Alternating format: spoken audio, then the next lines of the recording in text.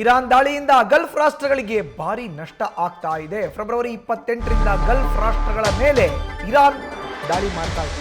ನೋಡಿ, Israel America ಜಂಟಿಯಾಗಿ Iran ಮೇಲೆ ದಾಳಿನ ನಡೆಸ್ತಾ ಇದೆ. ಫೆಬ್ರವರಿ 28ನೇ ತಾರೀಕು ಆರಂಭ ಆಗಿರುವಂಥ ಯುದ್ಧ ಈಗ ಗಲ್ಫ್ ರಾಷ್ಟ್ರಗಳ ಮೇಲೆ ಇರಾನ್ ಕೂಡ ಪ್ರತಿದಾಳಿಯನ್ನು ಮಾಡ್ತಾ ಇದೆ.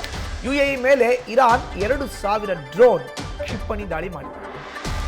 ಅಮೆರಿಕದ ವಾಯುನೆಲೆ ಮೇಲೆ ದಾಳಿ ಅಂತ ಇದೆ ಇರಾನ್.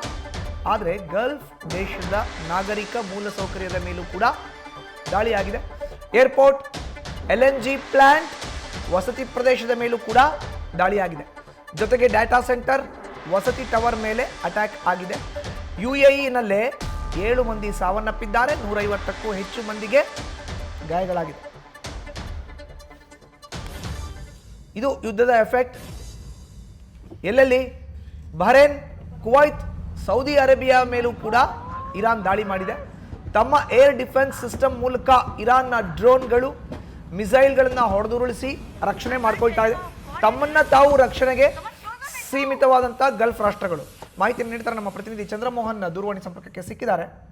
ಚಂದ್ರಮೋಹನ್, ಯುದ್ಧದ ಪರಿಣಾಮ ಗಲ್ಫ್ ರಾಷ್ಟ್ರಗಳಲ್ಲಿ ಭಾರಿ ನಷ್ಟ ಆಗಿದೆ ಅಂತ ಒಂದು ಕಡೆ ಮಾಹಿತಿ, ಇನ್ನೊಂದು UAE ಒಂದರಲ್ಲೇ 7 ಮಂದಿ ಸಾವನ್ನಪ್ಪಿದ್ದಾರೆ, 150ಕ್ಕೂ ಹೆಚ್ಚು ಮಂದಿ ಗಾಯಗೊಂಡಿದ್ದಾರೆ ಈ ಯುದ್ಧದ ಪರಿಣಾಮ ಅಂತ ಮಾಹಿತಿನ ನೀಡೋದವರು. ಹೌದು ಮಧುಸೂದನ್, ಮುಖ್ಯವಾಗಿ ಈಗ ಇರಾನು, ಇಸ್ರೇಲ್ ಹಾಗೂ ಅಮೆರಿಕದ ನಡುವೆ ಯುದ್ಧ ನಡೀತಾ ಇದೆ. ಆದ್ರೆ ಈ ಯುದ್ಧದಲ್ಲಿ ಸಿಲುಕಾಕೊಂಡಿರುವಂತಹ ರಾಷ್ಟ್ರಗಳು ಅಂದ್ರೆ ಗಲ್ಫ್ನ 6 ರಾಷ್ಟ್ರಗಳು. ಈ 6 ರಾಷ್ಟ್ರಗಳ ಮೇಲೂ ಕೂಡ ಇರಾನ್ ದೇಶ ದಾಳಿಯನ್ನ ನಡೆಸ್ತಾ ಇದೆ, ಏರ್ ಸ್ಟ್ರೈಕ್ ಅನ್ನ ನಡೆಸ್ತಾ ಇದೆ, ಕ್ಷಿಪಣಿ ಮತ್ತು ಡ್ರೋನ್ ದಾಳಿಯನ್ನ ಗಲ್ಫ್ ರಾಷ್ಟ್ರಗಳ ಮೇಲೆ ನಡೆಸ್ತಾ ಇದೆ. ಗಲ್ಫ್ ರಾಷ್ಟ್ರಗಳ ಮೇಲೆ ಇರಾನ್ ದಾಳಿ ನಡೆಸಲಿಕ್ಕೆ ಕಾರಣ ಅಂದ್ರೆ ಗಲ್ಫ್ ರಾಷ್ಟ್ರಗಳು ತಮ್ಮ ಭೂಪ್ರದೇಶವನ್ನ ಈ ಅಮೆರಿಕದ ವಾಯುನೆಲೆಯಾಗಿ ಬಳಸ್ಕೊಳ್ಳಿಕ್ಕೆ ಅವಕಾಶವನ್ನ ಕೊಟ್ಟಿದೆ. ಈ ವಾಯುನೆಲೆಗಳಿಂದಲೇ ಅಮೆರಿಕ ಇರಾನ್ನ ಮೇಲೆ ಏರ್ ಸ್ಟ್ರೈಕ್ ಅನ್ನ ನಡೆಸ್ತಾ ಇದೆ. ಈ ಕಾರಣಕ್ಕಾಗಿನೇ ಗಲ್ಫ್ ರಾಷ್ಟ್ರಗಳನ್ನು ಕೂಡ ಗುರಿಯಾಗಿಸಿಕೊಂಡೇ ಇರಾನ್ ದೇಶ ದಾಳಿಯನ್ನ ನಡೆಸ್ತಾ ಇದೆ.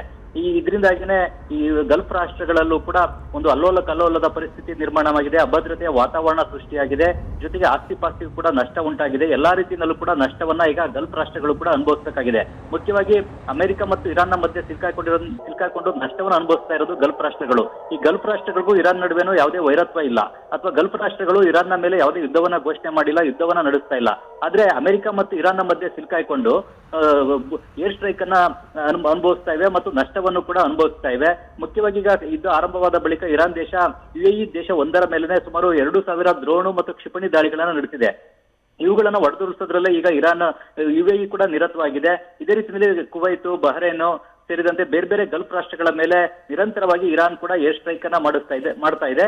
ನಾವು ಅಮೆರಿಕದ ವಾಯುನೆಲೆಗಳನ್ನ ಗುರಿಯಾಗಿಸಿಕೊಂಡು ದಾಳಿಯನ್ನ ನಡೆಸ್ತಾ ಇದ್ದೀವಿ ಅಂತ ಹೇಳಿ ಇರಾನ್ ಹೇಳ್ತಾ ಇದೆ. ಆದ್ರೆ ವಾಯುನೆಲೆಗಳ ಮೇಲಿನ ದಾಳಿಗೆ ಮಾತ್ರನೇ ಇರಾನ್ನ ದಾಳಿ ಸೀಮಿತವಾಗಿಲ್ಲ, ಬದಲಿಗೆ ಗಲ್ಫ್ ರಾಷ್ಟ್ರಗಳಲ್ಲಿರ್ತಕ್ಕಂತಹ ಈ ಕಚ್ಚಾ ತೈಲದ ಕೇಂದ್ರಗಳು, ಡಾಟಾ ಸೆಂಟರ್ಗಳು, ಜೊತೆಗೆ ವಸತಿ ಪ್ರದೇಶಗಳು ಮತ್ತು ಇನ್ನು ಬೇರೆ ಬೇರೆ ಪ್ರಮುಖ ಸ್ಥಳಗಳನ್ನೇ ಗುರಿಯಾಗಿಸಿಕೊಂಡು ಇರಾನ್ ಕೂಡ ಏರ್ ಸ್ಟ್ರೈಕ್ ಅನ್ನ ಗಲ್ಫ್ ರಾಷ್ಟ್ರಗಳ ಮೇಲೆ ನಡೆಸ್ತಾ ಇದೆ. ಇದರಿಂದಾಗಿ ಈಗ ಗಲ್ಫ್ ರಾಷ್ಟ್ರಗಳಲ್ಲಿ ಅಭದ್ರತೆಯ ವಾತಾವರಣ ಸೃಷ್ಟಿಯಾಗಿದೆ ಮತ್ತು ಅಲ್ಲಿ ರಿಯಲ್ ಎಸ್ಟೇಟ್ ಕುಸಿತಾ ಇದೆ, ವ್ಯಾಪಾರ ವ್ಯವಹಾರ ವಹಿವಾಟು ಚಟುವಟಿಕೆಗಳು ಕುಸಿದಿವೆ, ಜೊತೆಗೆ ಯಾವುದೇ ವಲಯದಲ್ಲಾಗ್ಲಿ ಮುಕ್ತವಾಗಿ ಕೆಲಸವನ್ನ ಮಾಡ್ಲಿಕ್ಕೆ ಆಗದಂತ ವಾತಾವರಣ ನಿರ್ಮಾಣ ಆಗಿದೆ. ಇದರಿಂದಾಗಿ ಗಲ್ಫ್ ರಾಷ್ಟ್ರಗಳಿಗೆ ಬಿಲಿಯನ್ ಗಟ್ಟಲೆ ಡಾಲರ್ ನಷ್ಟ ಕೂಡ ಆಗ್ತಾ ಇದೆ.